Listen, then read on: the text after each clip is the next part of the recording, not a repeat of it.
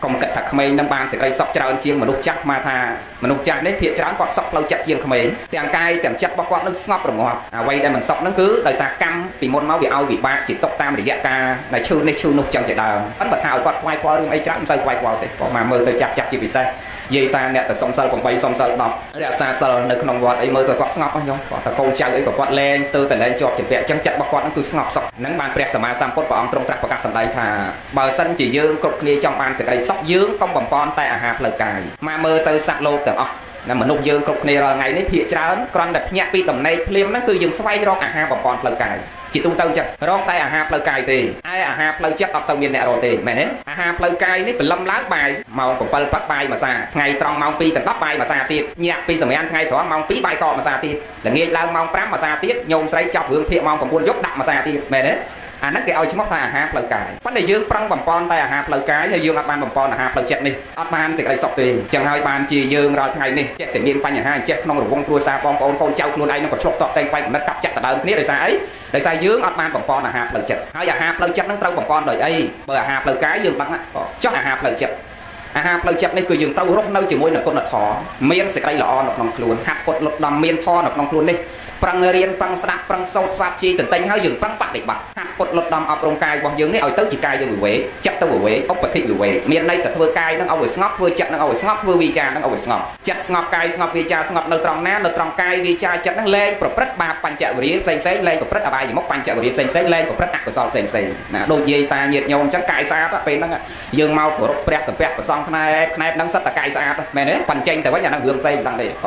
ណាមកពេលប៉ុនហ្នឹងយើងដឹងតែស្អាតចំណាស់នេះដូចលោកយាយលោកតាក៏ញោមចំណាស់ហ្នឹងយើងលែងប្រឡាក់អីទៀតហើយលែងតែបងសំណាញ់ដាក់មកដាក់ត្រួយទៀតហើយមែនទេយាយណាកាលពីមុនរឿងផ្សេងណាពីមុនរឿងផ្សេងហ្នឹងហើយតែតំងបានមកពេលឲ្យកូនបើសាប់ធំអីទេតែមួយអីបើយាយខ្លះទៅគោះអង្គមកកជឿអីដឹងប្រហែលគាត់ក៏អត់មែនទេណាឥឡូវយើងរៀនជំរះផ្លូវចិត្តយើងនេះបើយើងបានស្ដាប់ធម៌បានហាត់ពុតលុតដំណចូលចិត្តធម៌ស្រឡាញ់ធម៌ចឹងសុខណាយើងបានស្ដាប់ទៅយើងរីករាយទៅយើងព្យាយាមចម្រើនគិតពិចារណាទៅកើតបញ្ញាតែកាលណាកើតបញ្ញាទៅសេចក្តីសុខកើតមានណាមានបញ្ញាប្រព្រឹត្តអីក៏ចម្រើនហើយតែកាលណាខ្វះបញ្ញាហើយធ្វើអីក៏អត់សូវចម្រើនដែរប៉ុន្តែមុនចូលដល់រឿងហ្នឹងបាននិយាយរឿងប្រវត្តិដុតទៀនបន្តិចឲ្យយាយដឹងថាម៉េចបានយើងចូលចិត្តឲ្យតែទេសនាដឹងថាដុតទៀនពីមុខតើមានប្រវត្តិពីកាលណាមកដែរ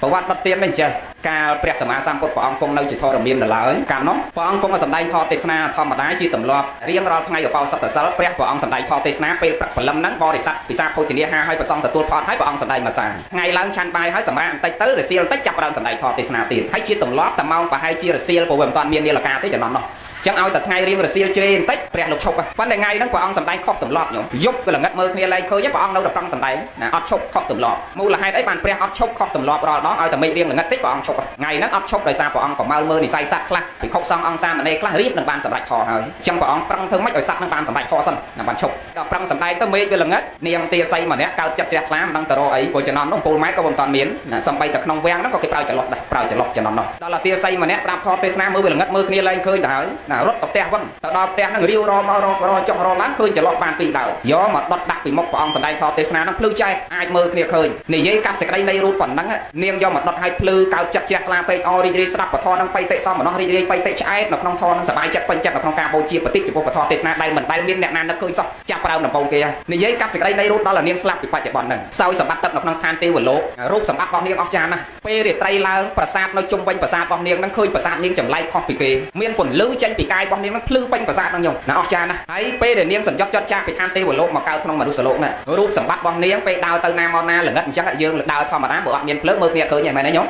ប៉ុន្តែនាងពេលដើរទៅព្រៃល្ងឹតយ៉ាងម៉េចក៏ដោយយើងអាចមើលនាងឃើញព្រោះមើលឃើញច្បាស់ដោយពន្លឺចេញពីកាយរបស់នាងមករូបសម្បត្តិរូបនឹងស្អាតផងបញ្ញាចក្ខុណាភ្នែករបស់នាងនេះអត់ល្ងឹតទៀតអាយុ120អត់ចាំបាច់ដាក់វ៉ែនតាទេភ្នែកវាអត់ល្ងឹតបញ្ចពិតកល្យាណនៃសីលំអ5ដូចពនាងវិសាខាអញ្ចឹងបញ្ញាចក្ខុណានាងអត់វង្វេងផងភ្នែកនាងនឹងអត់ល្ងឹតផងដោយសារអីអានិសង្ឃនៃការបូជាបតិហ្នឹងបានព្រះសម្មាសម្ពុទ្ធព្រះអង្គលើកអតីតនិទានហ្នឹងមកបរិស័ទទាំងអស់កើតចិត្តជ្រះថ្លាក្រោយមកទៀតឲ្យតែព្រះអង្គសម្ដែងធម៌ទេសនាមានអ្នកយកចន្លោះយកមកដុតដាក់ពីមុខអញ្ចឹងប៉ុន្តែចំណន់នោះគេដុតពេលយប់ល្ងឹតបើយើងនេះភ្លឺចែកឲ្យបាច់ដុតទេអានិសង្ឃនោះវាមានអញ្ចឹងមកបានយើងចេះតែនាំគ្នាបូជាបតិចំពោះធម៌ទេសនាហ្នឹងមករហូតទល់គ្នាសម័យថ្ងៃបច្ចុប្បន្នហ្នឹងប៉ុន្តែពីមុនគេបូជាចន្លោះអត់ទាន់មានទៀនអញ្ចេះដល់ក្រោយមកវាមានទៀនអញ្ចឹងទៅវាទំនើបទៅដាក់ទៀនអញ្ចេះទៅឥឡូវវាទំនើបជាងអាទៀនដុតឆេះហ្នឹងទៅទៀតគេប្រើអាទៀនខ្សែភ្លើងនោះទៀតមែនទេអាត្មាធ្លាប់ទេជួបឥឡូវនេះវាទំនើបមែនតើខ្ញុំតែមេក្រូក៏លេងចង់ប្រើអាមេក្រូខ្សែប្រើអាមេក្រូក៏ជាងការអូខេអញ្ចឹងណាវាទំនើប